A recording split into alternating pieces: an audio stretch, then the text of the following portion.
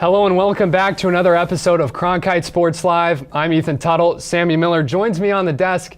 Sammy, it's your first day on the desk here for CSL. How's it feel? It feels amazing. I could not be more excited to be here with you at the desk. But let's get right into it and head to sunny Southern California, where ASU men's basketball faced off against San Diego State. Marion Jackson is making his presence known early, driving to the paint and dishing it to Kamani Lawrence for an easy finish. Now we have Neal defending the three, but hustling down the court and slamming it in for a slam dunk. Let's take another look at it. He's going to silence Viejas Arena with the major slam dunk. And now Jackson has been playmaking all night, but he also wanted a piece of the action, draining a three. Look at that. Footwork, lock, load, and nothing but net. And now we're not done with Jackson. He is going to be driving to the paint with the bucket and foul and one. And if you haven't had enough of Marion Jackson, don't worry, we have some more for you with a clutch three coming up. He's about to sink it from downtown San Diego. And now with just a minute left, it is 63-62. We have Trey Pullman driving inside, draining the floater, taking the lead. And now with 7 seconds left, why wouldn't you have the ball in Jackson's hands? The Aztecs are going to double team him, but he still gets the ball to Neal, but he is unable to make it. The Aztecs take the win 65-63. Marion Jackson had a great game against SDSU, but isn't the only transfer for Bobby Hurley's squad this season. Let's check out the impact of Jackson and three others that have played the most so far this season. Luther Muhammad has been brought in for his tenacious defense and his ability to create offensively. DJ Horn might be one of the best shooters that Hurley has had during his time at ASU, as he shot over 40% from beyond the arc both seasons at Illinois State and has continued to make jumpers in Tempe. Last year's paint presence was virtually non-existent, but with the addition of Alonzo Gaffney to the squad, he brings a tall presence, allowing him to protect the paint and stretch the floor on the offensive end. These four have made a big impact for their first 4 games rocking the maroon and gold. Them and other additions will look to continue making impacts on the floor for Hurley and company. Let's take a trip out to Provo as we see Coach Charlie Turner-Thorne in her 25th season at Arizona State. It's been a terrific tenure for her. For the Arizona State women's basketball team, though, it's a tough start to the game. They just couldn't seem to get the lid off the basket. We see Taya Hansen missing a three-pointer right there. Later on, it's going to be another missed three, but this time it's Greenslade. She gets the offensive rebound, sticks that one back up there with her left hand, trying to get Arizona State back in this game. Later on, it was Harding right in the middle at the buzzer, giving the Cougars a 9-point lead at the half, and then it was Gonzalez later on for the Cougars extending that lead. Taya Hansen nails a three-pointer as the Sun Devils are starting to get back into things here, as Vasquez also able to get on the board for the Sun Devils. But it's so hard to come back when you got to go up against shots like that. Oh my goodness. Harding once again, look at that, battling through that contact, doing a terrific job as BYU walks out of here with a 55-44 win. Let's toss it over to Trey Jordan with more on ASU women's basketball. Thanks, guys. After Thursday night's loss to San Diego State, the Sun Devils will return home to Desert Financial Arena for a couple days and regroup before packing their bags and heading off to Paradise Island, where they'll play in the Battle for Atlantis out at Imperial Arena. The Sun Devils will have their hands full as they first have to face off against defending national champion Baylor before playing against VCU or Syracuse, and if all goes well, they'll be in the championship on Friday on ESPN. While Bobby Hurley and his team are busy in the Bahamas, CTT and her squad will be making trouble in Mexico at the Cancun Challenge. They'll face off against Houston, Baylor, and Fordham over the 3-day tournament. Now back to you guys in the studio. On Thursday, a traffic accident involving two cars.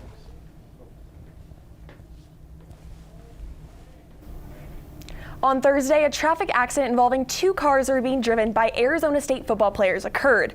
The accident happened around noon as the team returned from the Kajikawa practice field. A car driven by freshman Joe Moore collided into another car containing freshman Jalen Conyers and senior Curtis Hodges. Sophomore defensive end Stanley Lambert and freshman safety T. Lee were in Moore's vehicle, but neither were injured. Conyers was reportedly hospitalized due to a laceration to his head and has a concussion, while Hodges suffered a superficial head injury in the collision. Conyers, Hodges, and Moore reportedly will not travel to the team to Corvallis, leaving the Sun Devils without 2 of their top tight ends.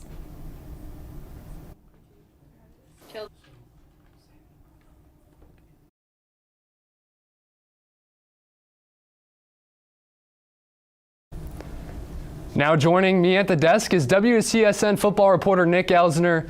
Nick, we've seen this ASU football program at their highest and their lowest this season.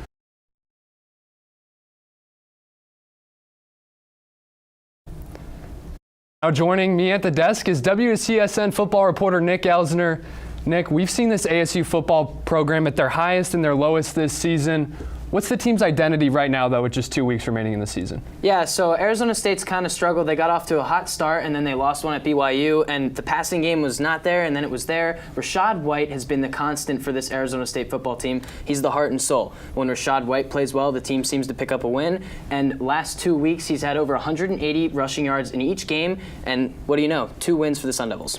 And Nick, Rashad White's been so great, but what are the Sun Devils going to have to expect as they come into Corvallis?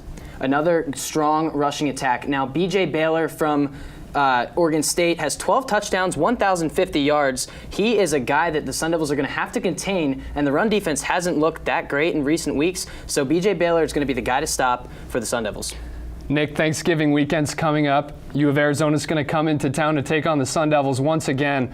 What can Arizona State expect from this Arizona football team? Arizona's not that great of a football team. They're 1-9 this year, and they're at the bottom of the pack, but in recent weeks, they've been able to put up points on the board with quarterback Will Plummer really doing his job. Now, the Arizona Wildcats haven't really been able to close out a game, so Arizona State's just going to have to continue to play solid defense, and if they put points on the board, Arizona's defense has allowed 346 yards per game to opponents. So if ASU puts points on the board and they can contain Will Plummer, it should be a win for the Sun Devils. Well, Nick, thank you so much for joining us once again. And now let's go ahead and kick it over to WCSN football reporter Hunter Hipple with a breakdown of Jaden Daniels' quarterback play throughout this season. Every time you might have asked what's going right with Rashad White this season, you might have also asked what's wrong with Jaden Daniels. And if you've heard ASU head coach Herm Edwards talk this year, you would have perhaps heard him ask the same thing, albeit a little less bluntly. Now, the answer to what could be wrong with Daniels is a muddled one. The junior, by his standards, has struggled at times in 2021. He has 8 interceptions, the most in his career in a given season, and he's averaging 8.2 yards per pass attempt, a good mark that still checks in as a career low. If you adjust that metric, however, to account for touchdowns and interceptions, it drops to just 7.4, the 8th best mark in the Pac-12 conference. On the counter, Daniels' completion percentage is at 66.9 this year, and the ASU signal caller has seemingly been without a key weapon in every game due to the absences of Johnny Wilson and Andre Johnson. Still, when Edwards says he wants to see more explosion in the Sun Devils' passing game, he has a point. An average of 7.5 yards per attempt paired with a completion percentage of almost 67 doesn't exactly suggest that chunk yards are being gained. If ASU's offense is going to be more balanced in its final few games of the year, it's likely going to be on Daniels to step it up. Thank you, Hunter. Now our very own Noah Furtado breaks down the Offensive Player of the Year race in the Pac-12. With 2 short weeks remaining on Pac-12 schedules, award season is just around the corner. The discussion surrounding the conference's Offensive Player of the Year highlights no clear favorite, stirring vast debate across the list of candidates. In a conference laced with strong ground games, running backs Travis Dye of Oregon and Rashad White of Arizona State have emerged with strong cases for the hardware. Both Dye and White started the season firmly entrenched in 2-back systems, but a season-ending injury to C.J. Verdell thrust Dye into the starting role, and a career night against USC finally established White as the Sun Devils' workhorse. Another back that certainly has the sheer rushing pedigree to measure up with Dye and White is Oregon State's B.J. Baylor. Compared to Dye and White, Baylor tops both in yards on the ground, but lags behind as a receiving option out of the backfield. His 1,050 rushing yards leads the Pac-12, but his 6 receptions fall well short of Dye and White's receiving prowess. Competing with these backfield standouts is USC's junior wideout Drake London. While the Trojans as a team failed to meet their preseason expectations, the projected first-round pick was the team's lone bright spot. Through 8 games, London produced 100-yard performances 6 times and totaled 7 touchdown receptions on 11 catches per game. Hurting London's candidacy, however, is the fractured ankle he suffered against Arizona on October 30th. Under this current picture, a representative at the quarterback position seems unlikely, but Utah's Cameron Rising may possess an outside shot, especially if the sophomore can lead the Utes to an upset victory over number 3 Oregon this weekend. Thank you, Noah. Now let's take a look at the standings to get a bit of a feel for how things are shaping up down the stretch in the Pac-12 this week. Oregon and Utah square off in a highly anticipated battle in the Conference of Champions. Oregon just looking to hold on to that number 3 spot in the country as Washington State trails close behind. If we take a look over in the Pac-12 South, Utah is up there at the top of the standings. Right underneath them is Arizona State, as they're just looking to try to claw back into there with that 7-3 record. So they're going to have some work to do down the stretch, but let's go ahead and send it to wrestling here with Sammy Miller and Jonah Krell.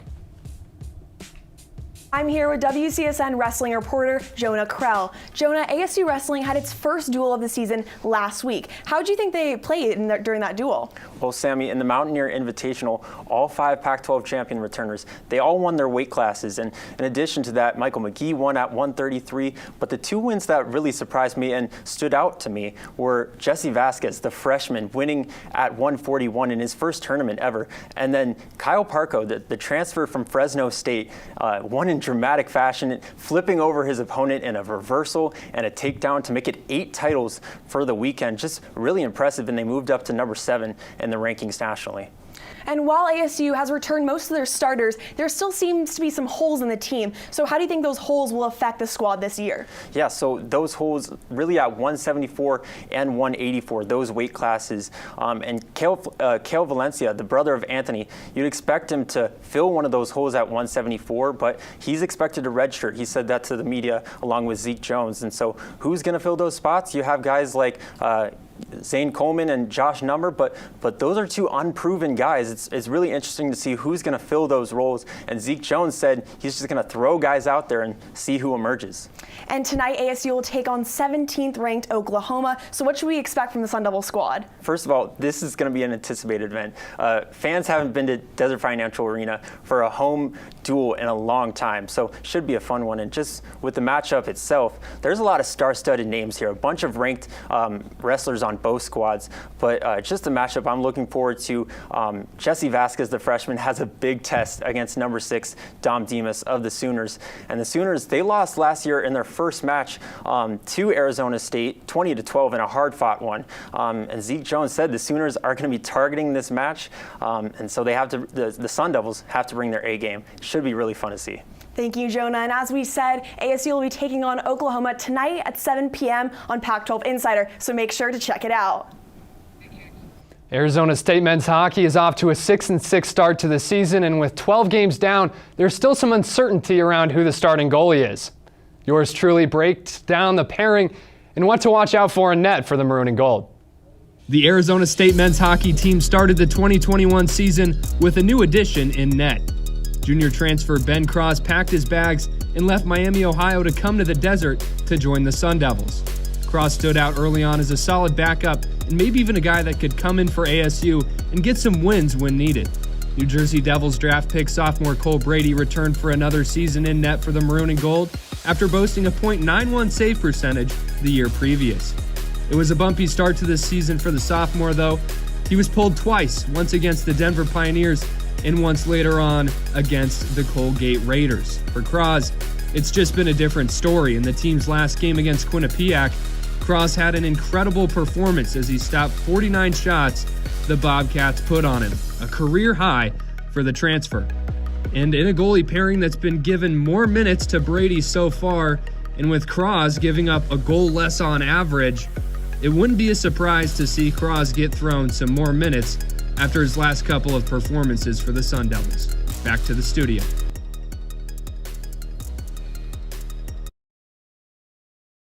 Here between the 2 goalies is sophomore Cole Brady with that 3-4 record compared to the junior transfer Ben Cross, who's got that 3-2 record. Cross also allowing about a goal less on average, and then you see they sit around the similar save percentage, but Ben Cross has 7 goals less against him. Definitely something to watch out for down the line. Now if we go ahead and take a look at the Sun Devils' upcoming schedule for the hockey team, they still have some tough battles ahead as they get ready to take on number 20 Bemidji State soon, and then after that they'll have a chance to get some revenge on Denver after a pair of losses to the Pioneers earlier this season. As ASU hockey enters the final stretch of its season, Sonia Tomasevich and her squad are preparing for the final 2 road trips on their schedule. Our Nick Borgia has more on what the Sun Devils have accomplished so far this season and what they will need to do to make it to the tournament. Thank you, Sammy. With just 4 matches left in the regular season, the Sun Devils will likely need to win 3 of the next 4 in order to qualify for the NCAA tournament. As of today, ASU is currently 51 on the National Rating Percentage Index. The top 64 teams will qualify, and 3 wins will essentially guarantee the Sun Devils a spot. However, the question is, does ASU deserve to have a spot in this tournament? With an overall record of 14-13 and a Pac-12 record of 7-9, the Sun Devils have had their fair shares of up and downs this season. This October, the Sun Devils took down number 14 UCLA, number 18 Utah, and number 15 Stanford. But with that, ASU has also fallen short to teams like Georgia, UNLV, and USC, schools that are all significantly lower on those RPI rankings. Regardless, 8 5-set losses, including one to number 1 Louisville, shows that the Sun Devils can compete with any team they match up against. I'll send it to my fellow women's volleyball reporter Kellen Croxton for the full breakdown on those Final 4 matches. Thanks, Nick. Although ASU volleyball had a hot 5-match streak midway through the season, the team sits at 7-9 in conference play. To have a chance at making the national tournament at the end of the season, the Sun Devils will need to win at least 3 of their Final 4 matches. Looking at their Final 4 opponents, Arizona State has only beaten 1 earlier in the season, tonight's opponent, UCLA. But even with the 1-0 season record against the Bruins, it won't be easy. UCLA is currently 1st in the Pac-12 and tied for 13th in the nation, while Arizona State's 8th in the conference. Luckily for the Sun Devils, the Bruins lost in 3 last match to Oregon, but Arizona State will have the best chance of the weekend against Sunday's opponent, USC. They're currently sitting at 7th in the conference, and in their previous matchup of the season, Arizona State lost in 5 despite winning the first 2 sets. On the 24th, the Sun Devils will take on Oregon State, and what will be the easiest match of the stretch. The Beavers are last in conference, 2-14 in Pac-12 play, and their only 2 wins are against the winless Golden Bears. In their final match of the season, Arizona State will rematch their first conference opponent, Arizona. Both teams sit at 7-9, and even in their last match, it went down to the wire, with the Wildcats beating the Sun Devils in 5. So, 4 matches left, one's a tough win, one's a free win, and 2 are even matchups. To win 3 out of 4, it's going to take another hot streak from the Sun Devils. Now to Jake Seymour on the team's inconsistency. When watching Arizona State volleyball play this season, it has been hard not to notice their inconsistencies on the floor. It starts at the outside hitter position with Roberta Robello. Robello had a strong start to the season, but her play quickly diminished once conference play started. It would have to be Jelly Sear that would pick up her slack. Jelly Sear has earned conference recognition by having 8 matches with 10 or more kills, and has also earned Pac-12 Freshman of the Week award this past week. But the inconsistent play doesn't just stop there. It goes to the second middle blocker. Beatrice Bedini started things off on the right foot, but got tripped off once conference play started, with her hitting percentage nearly dropping 30%. Claudia Salke would answer the call and pick up her slack by having a hitting percentage of .250. Back to you guys in the studio.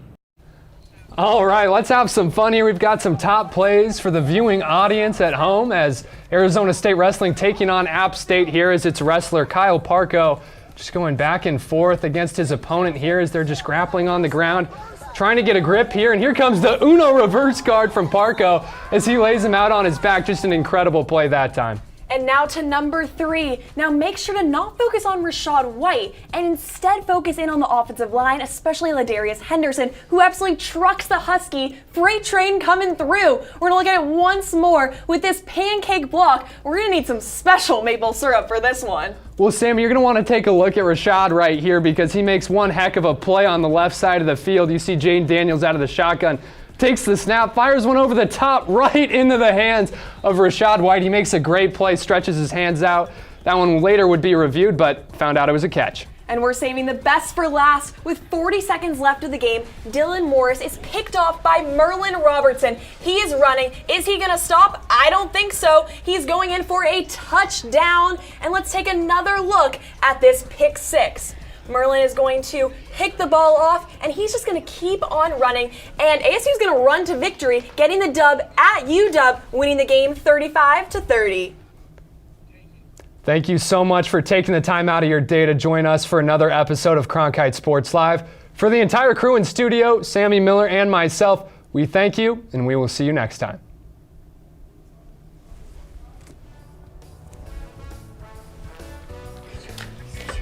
Good job. Good job.